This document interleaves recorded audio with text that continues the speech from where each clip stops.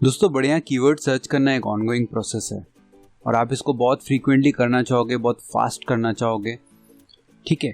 तो अगर आपको कोई पेड टूल यूज़ नहीं करना है, जैसे Ahref हो गया या SEMrush हो गया, बहुत सारे ऐसे टूल्स है, Longtail Pro हो गया, अगर आपको ये सारे पेड टूल्स यूज़ नहीं करने हैं या आपके पास क्रेडिट कार्ड डिटेल्स नहीं, आप उसको फ्री में अपना जो कीवर्ड रिसर्च है, आप इनिशियली अपने करियर में अपना इनिशियल सर्चेस के लिए आप थोड़ा बहुत एक ओवरव्यू चाहते हो, तो उन केसेस में हम लोग यहाँ पे एक टूल यूज़ करेंगे जिसका नाम है Ubersuggest क्रोम एक्सटेंशन, ठीक है।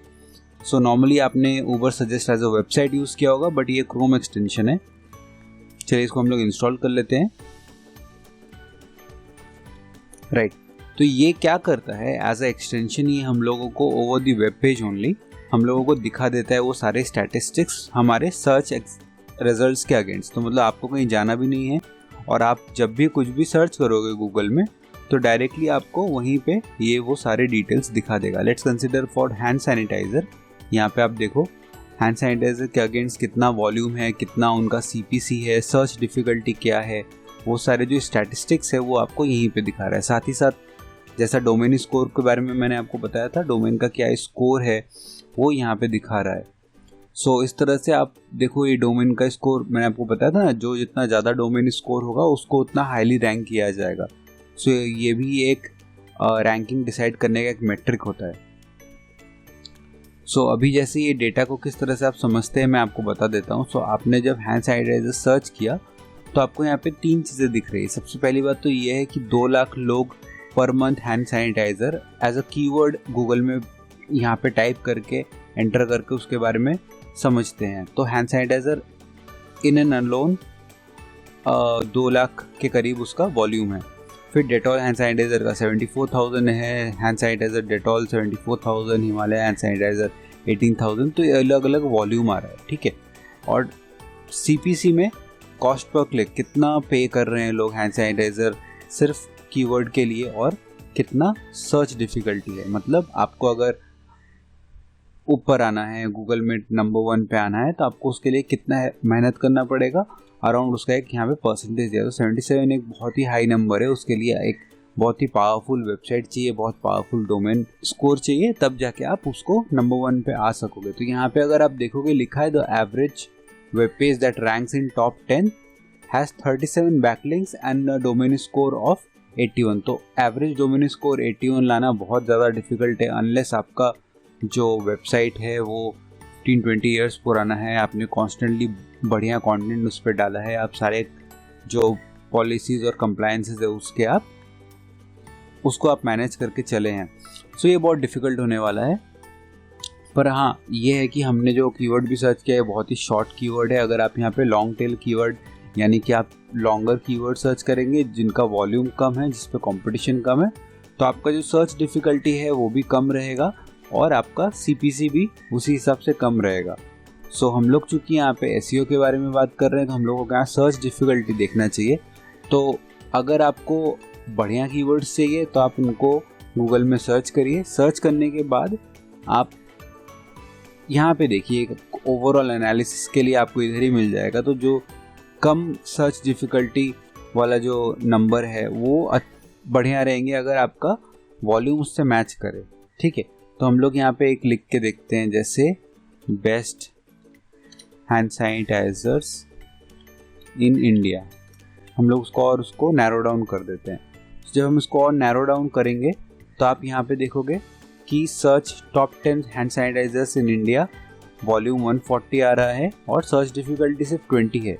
इसका मतलब ये है कि इसके ऊपर रैंक करना ईजी रहने वाला है, क्योंकि सर्च डिफ़िकल्टी सिर्फ 20 ही है और 140 सर्चेस है। तो अगर आपको 140 सर्चेस में से अगर आप 50% सर्चेस लेना चाहते हो और आपको टॉप पे आना है तो आप इस कीवर्ड पे एक आर्टिकल आप लिख सकते हो। सो इस तरह से आपको कीवर्ड रिसर्च करना है। आपको ये समझना पड़ेगा कि वो कीवर्ड का वॉल्यूम कितना है। अगर कम है तो आपको देखना पड़ेगा सर्च डिफ़िकल्टी कितना है। अगर वो भी कम है, इसका मतलब ये है कि वॉल्यूम भी कम है, लोग कम सर्च कर रहे हैं, बट वो टुकड़ों में आप वो एक्वायर कर सकते हो जो ऑडियंस है अलग अलग कीवर्ड्स के लिए।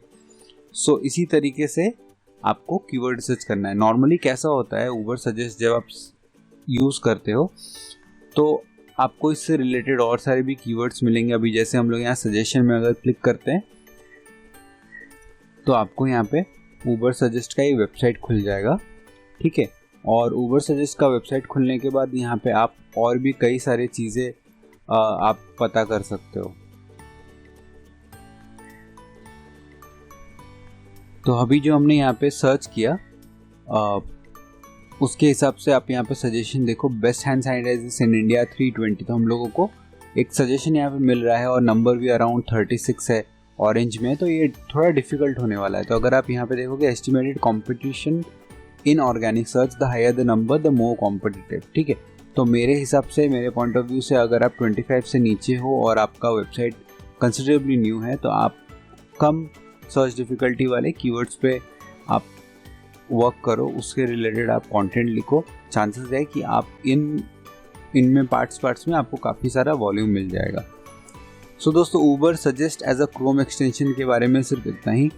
आप इसको इंस्टॉल करिए, बहुत सारा आपको स्टैटिस्टिक्स मिलेगा, जैसे बैकलिंक्स के ऊपर स्टैटिस्टिक्स मिलेगा, आप कीवर्ड के ऊपर देख सकते हैं। और मेन जो बहुत ज़रूरी चीज़ है वो ये है कि एक ओवरव्यू आपको यहाँ पे मिल जाएगा कि उनका डोमेन स्कोर वगैरह कैसा है, फर्स्ट पेज पे कौन सारे लोग रैंक कर रहे हैं। तो यहाँ पे हमने एक बहुत ही ऐसा हार्ड हिटिंग, एक बहुत ही इंपॉर्टेंट जो कीवर्ड है जो आज के टाइम पे कोविड रिलेटेड चल रहा है उसको लिखा है। तो यहाँ पे बहुत ज़्यादा ही हाई स्कोर है, नो डाउट ये पूरे पेज पे ही रहने वाला है क्योंकि बहुत सारे लोग इसको टारगेट कर रहे हैं। बट आपसे आपके बिजनेस रिलेटेड कोई एक ऐसा कीवर्ड होगा जो हाईली रैंक कर सकते हैं जिस पे आप, तो वो सारी चीज़ों के लिए जो इनिशियल कीवर्ड है वो तो आपको खुद से ही सर्च करना पड़ेगा। आपके बिजनेस में कौन सा ऐसे जार्गन्स यूज़ होता है, किस तरह से लोग बात करते हैं, पहली चीज़ क्या आप सर्च करना चाहते हैं, वो कीवर्ड आपको ही यहाँ पे पुट डाउन करना पड़ेगा गूगल में।